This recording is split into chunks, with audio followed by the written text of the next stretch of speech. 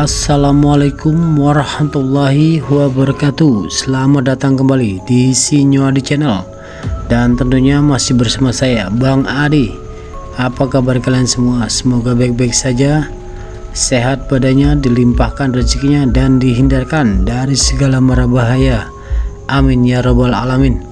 Di kesempatan kali ini saya akan menceritakan sebuah kisah cerita horor dengan judul Kuli Bangunan di Kota Gaib Saranjana, Kalimantan. Oke, sebelum lanjut ke ceritanya, yang belum subscribe silakan bisa subscribe dulu dan aktifkan lonceng notifikasinya agar kalian tidak ketinggalan cerita dari channel Sinyo Adi yang akan selalu membuat bulu kuduk merinding, dan juga tidak ketinggalan share and like. Oke, terima kasih. Kita langsung ke ceritanya.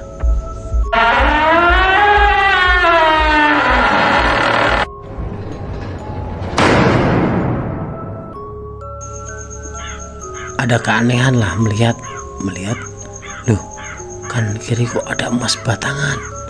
Emas batangan itu disusun bercampur dengan bata-bata yang untuk disusun menjadi tembok bangunan itu. Wih, kok bisa ya emas batangan buat menyusun tembok? Wah, apakah nggak berlebihan ini? Mungkin yang punya gedung ini benar-benar orang kaya sekali. Jadi pembangunan gedung ini temboknya bercampur bata dan emas. Wah, hebat sekali ini. Saya nggak habis pikir lah, tapi ya terserah lah, dia yang punya duit, yang punya kuasa. Yang penting aku bekerja di sini dengan giat, dengan tulus dan jujur. Pengalaman segala sesuatu yang dulu saya tidak akan semoga tidak akan terulang lagi. Akhirnya si Wardi bekerja, nggak mau memikirkan segala sesuatu yang lain lah. Wardi bekerja, datanglah sore hari dan si Wardi selesai kerja, dan para kuli bangunan selesai bekerja dan ingin pulang. Sebelum pulang, pada inilah berjejerlah, berbaris semua itu para kuli bangunan berjejer untuk pulang. Si Wardi bingung, ini kenapa lagi, kok mau pulang aja harus antri gitu untuk keluar. Ternyata sebelum keluar, para pekerja itu dapat bingkisan dari mandor manajer lah ya, dapat mandor manajer, satu bingkisan satu orang para pekerja itu. Ternyata dapat semua itu satu-satu, dan Wardi nggak mau lihat lah isi bingkisan itu. Tapi yo aneh aja loh, baru kali ini aku dapat bingkisan dalam bekerja bangunan seperti ini setiap pas pulang kerja. Akhirnya si Wardi membawa bingkisan itu, dan setelah keluar dari proyek itu, si Wardi menunggu bener ada jemputan dengan mobil mewah itu. Dijemput si Wardi dan sampai di ujung jalan, ternyata adalah bapak orang tua itulah yang pernah menawarkan pekerjaan si Wardi untuk menjemput si Wardi. Setelah jemput si Wardi keluar dari mobil dan berjalan sama bapak itu, dan bapak itu mengibaskanlah wajah si Wardi dengan sapu tangan. Ternyata itu ada di pinggir pantai lagi, dan Wardi nggak menggubris lah semua itu. Si Wardi izin sama Pak, saya pulang dulu ya Pak, istri sama anak saya sudah menunggu di rumah. Oh ya nak, silahkan pulang. Akhirnya Wardi pulang sampai rumahnya itu. Assalamualaikum, sampai depan rumah. Assalamualaikum. Waalaikumsalam. Oh Mas sudah pulang? Iya Bu. Nah akhirnya, loh Mas itu apa? Ini Bu, bingkisan dari proyek. Kok dapat bingkisan? Ya nggak tahu Bu, pas pulang semua pekerja dapat bingkisan. Akhirnya dibuka lah itu, ternyata ada sembako di dalamnya, itu sembako dan duit di dalam amplop itu sebanyak 1 juta rupiah. Istrinya kaget, bukan gue. Mas ini ada duit Mas, 1 juta. Masa tuh Bu? Soalnya aku nggak buka dari kerjaan. Akhirnya, wah alhamdulillah Mas, rezeki Mas. Iya Bu, ya udah pegang aja Bu. Akhirnya si Wadi bilang gitu, dan istrinya hari itu juga, sore itu juga belanja keperluan rumah tangga dan beli makanan yang enak lah, menu-menu yang enak dan dimasak di rumah. Akhirnya si Wadi dan istrinya makan yang enak-enak lah hari itu juga. Setelah makan enak, istirahat, besok paginya si Wadi bekerja lagi, dan pas di depan pantai itu, di bibir pantai, dijemput lagi sama si kakek itu. Dan biasalah si kakek itu menggibraskan sapu tangannya ke wajah si Wadi dan berubahlah kenyataan. Dan singkat cerita ada di proyek itu, dan bekerja lagi. Dan si Wadi bingung di situ, dia aneh, bukan bingung ya, aneh. Aku melihat dari kemarin kok semua pekerja, semua yang ada di sini, kok kenapa jarinya cuma 3 ya? Kenapa ya kok bisa gitu? Sedangkan aku jarinya 5. Semua manusia kan jarinya 5. Ini kenapa jarinya pada 3 semua?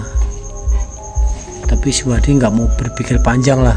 Udahlah, itu aku nggak memikirkan segala sesuatu yang aneh-aneh. Yang penting aku bekerja, aku jujur, aku mencari nafkah untuk keluargaku. Aku nggak mau macam-macam.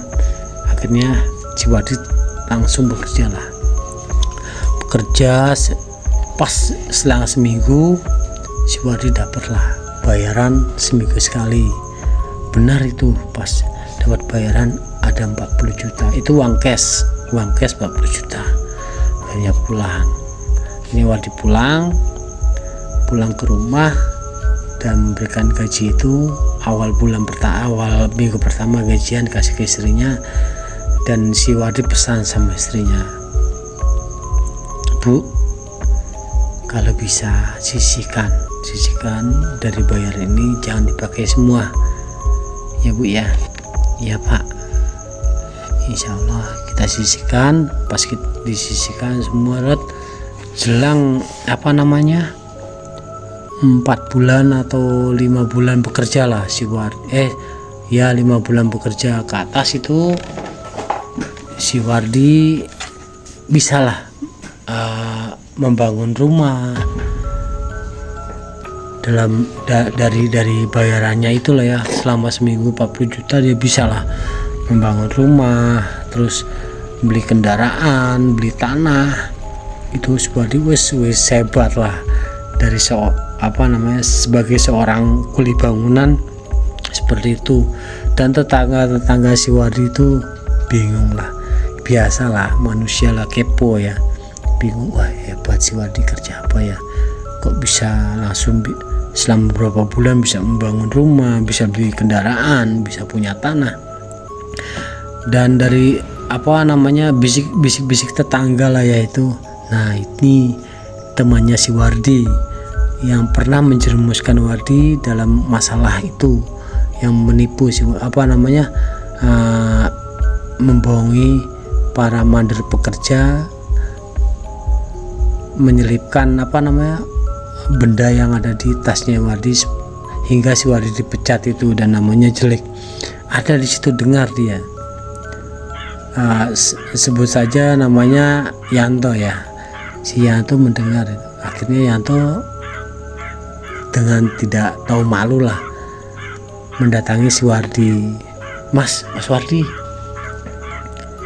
kok bisa kamu kerja di mana? Kok bisa bangun rumah, beli kendaraan, beli tanah segala macam? Aku kerja di sini sama proyek bangunan. Kok bisa problem bisa seperti ini? Ya alhamdulillah, rezeki dari Allah Subhanahu wa taala ya. Masa saya tolak? Yang penting saya bekerja dengan ikhlas. Sebenarnya si Wardi ini tahu siapa dalang dari pemecatan si Wardi itu, si Yanto itu. Si Wardi tahu, tapi ya si Wardi nggak mau balas dendam, dan selalu baik lah sama semua orang.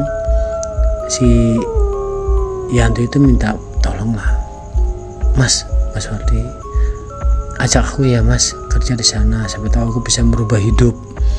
Nah, si Wardi nggak mau berpikir negatif ke si Yanto itu. Ya udah, besok kamu ikut saya kerja di sana. Akhirnya keesokan harinya si Wardi ngajak si Yanto itu bekerja di pembangunan itu. Dan anehnya si bapak itu tidak menegur si Wardi itu, bahwa teman tetap mengajak lah bekerja di situ, dan disetujui oleh manajer pembangunan itu. Dari pembangunan itu si Wardi bekerja sama si Yanto, tapi beda-beda tempat lah.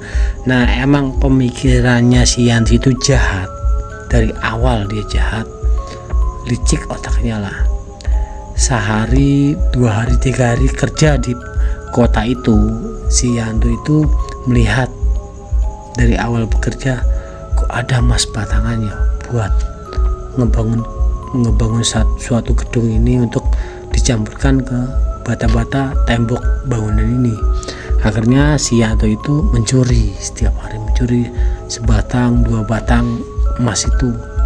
Tidak ketahuan, mungkin bukan nggak ketahuan ya, biarkanlah sama manajer apa itu, dibiarkan sampai kena batunya lah. Akhirnya selama 2 bulan atau 3 bulannya dibiarkan si Yanto itu mengambil emas itu.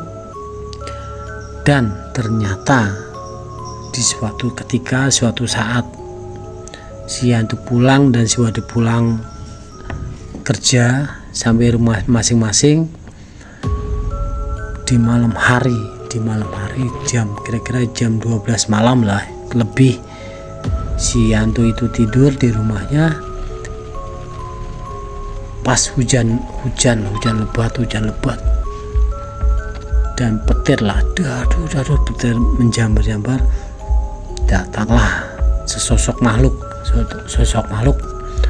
menggedor rumahnya si Yanto. Akhirnya si Yanto kaget, siapa itu malam-malam?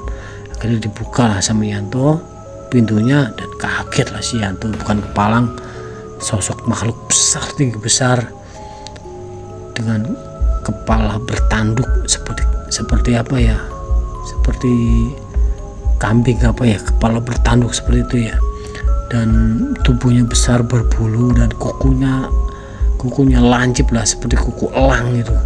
Makhluk itu menyamperi si Wardi, kamu telah mencuri, bilang ke si Yanto, kamu telah mencuri semua barang-barang pembangunan di kota saya, kamu harus diadili. Oh tidak, itu bukan saya, kamu gak perlu mengelak, nanti di pengadilan kamu bisa bilang seperti itu, sekarang kamu ikut saya. Walaupun si Yanto berontak segala, tetap tidak bisa. Si Yanto itu dililit, kayaknya kaku badannya, kayak dililit gitu, suatu benda kayak diikat. Dibawalah si Yanto itu oleh makhluk itu, dibawa ke kota itu, ke kota yang lagi dibangun, dan dimasukkan di situ juga ada, di kota sananya itu ada kayak kepolisian ya, dimasukkan ke kepolisian kepolisian, akhirnya dikurung dia di sana. Dan nggak lama itu dia diadili di pengadilan, ada juga itu pengadilannya, ada pengadilan, dan dijatuhkan hukuman karena dia bersalah, benar-benar bersalah. Selama 3 bulan dia mencuri emas batangan di Pembangunan itu, dia dihukum seumur hidup si Yanto itu. Nah, karena dihukum seumur hidup, otomatis si Yanto nggak bisa pulang lagi ke alam nyatanya si Yanto. Akhirnya si Yanto di dalam dalam penjara itu, entahlah itu diapakan nggak tahu ya, di alam gaib itu. Nah, di lain sisi si Wardi bingung, kok selama 3 hari Yanto nggak ikut ya, kenapa ya. Nah, setelah pulang kerja itu emang dari orang-orang mandor atau manajer dan bapak tua itu tidak bilang ke Yanto bahwa nggak bilang ke Wardi bahwa si Yanto itu telah diadili, telah ditangkap, nggak bilang. Akhirnya si Wardi pas pulang dari kerja itu penasaran, si Wardi langsung ke rumahnya si Yanto mencari dan menggedor lah. Emang si Yanto itu bujangan lah. Akhirnya menggedor rumahnya, assalamualaikum Yanto, Yanto. Akhirnya nggak dibuka lah. Nah, ada tetangganya si Yanto bilang, Mas cari ya Mas Yanto ya? Oh iya Bu, nyari Mas Yanto. Oh, Mas Yanto udah 3 hari sama 4 hari nggak pulang Mas, entah kemana nggak tahu. Oh gitu ya Bu, ya udah Bu, terima kasih Bu infonya. Akhirnya si Wardi pulang lagi, terus tanya sama si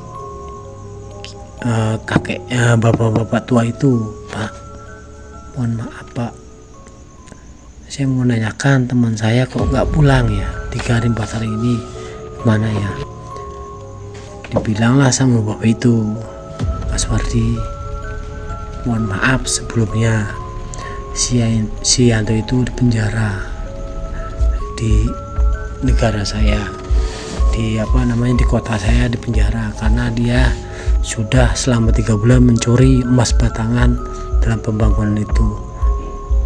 Oh, si Wardi bingung, oh iya deh, kan pembangunan itu menggunakan emas juga. Oh, emang nggak berubah itu anak, nggak berubah sampai sekarang, bukan bersyukur apa gimana, dia tetap mencuri. Dulu dia mengkhianati saya, karena saya keluar dari kerjaan itu karena dia. Saya sudah memaafkan, tapi sekarang dia berulah lagi. Saya udah tolong, saya berulah lagi tuh. Oh gitu ya Pak, kata si Wardi itu. Iya. Dan seumur hidup si Yanto itu terus dipenjara sampai dia mati. Aduh, kasihan ya. Tapi saya nggak bisa berbuat apa-apa, kata si Wardi itu. Ya udah Pak, terima kasih Pak infonya. Akhirnya si Wardi tetap kerja, dan yang anehnya adalah dalam kota itu pembangunan mau berapa tahun pun itu tetap ada aja proyek-proyek yang dibangun, itu ada aja, nggak selesai. Itu dia, makanya si Wardi nggak bosan lah untuk bekerja di situ. Dan si Wardi langsung dapat omongan dari bapak itu, Mas Wardi untuk saat ini Mas Wardi selesai dalam bekerja ini, dan proyek yang selanjutnya biar dikerjakan sama yang lain yang membutuhkan. Mas Wardi sudah cukup dalam pekerjaan ini, dan Mas Wardi juga udah bahagia, udah dicukupi dalam segala sesuatunya. Dan kami membutuhkan orang-orang yang jujur seperti Mas Wardi. Oh gitu ya Pak. Ya udah Pak, terima kasih banyak segala sesuatunya untuk bisa